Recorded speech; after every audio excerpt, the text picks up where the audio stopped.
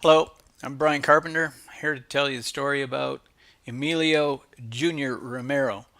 Reason he was called Junior is because we already had a Romero on the ship. When he came along, he was Junior. So I met Junior up on the pilot house of the ship, and he snapped to attention in his crisp blue uniform and polished black boots. I had a small conversation just to get to know him a little better, and I asked him, "Where was your cell phone?" And he says, "Chief, we're not allowed to have cell phones when we're in uniform." I said, "Well, where is it?" And he says, "It's in my locker." I said, "Go get it." So off he went down to get his cell phone. Now, mind you, 2 months ago, this kid was washing dishes in a restaurant in El Paso, Texas. Now he's about to embark on the biggest journey of his life so far, and all on his own. So anyway, he came back with his cell phone.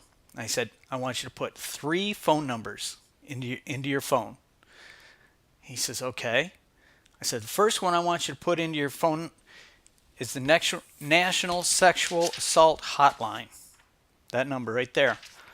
I said, "The reason for that is because there's been some issues with the military and sexual assault, and I want you to have that number handy."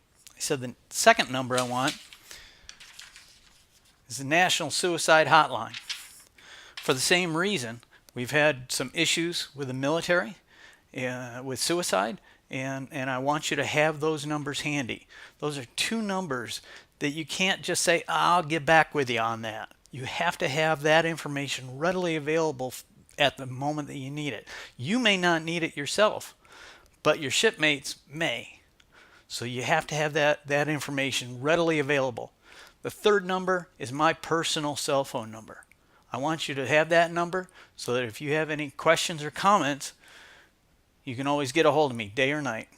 I said, "Call your mother." And he looked at me puzzled. And, okay. And he called his mother, and I said, "Give me the phone." I said, "Mrs. Romero, for the last 18 years, you have obviously created a fine young man here. I've got it from here. I've got it from here. In a little bit, Emilio will be texting you my personal cell phone number. I want you to call that number day or night whenever you have questions or concerns about your son." So I served with Emilio for about a year, teaching him, stood watch with him, mentored him.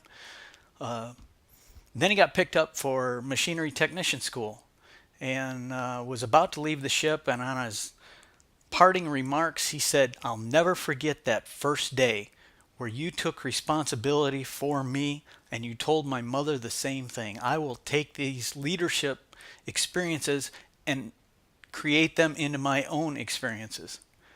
Now, mind you, I wasn't really looking for leadership skills. I wasn't looking to teach him leadership skills on his first day, but it was there. I wasn't required to tell him the suicide hotline or sexual assault hotline.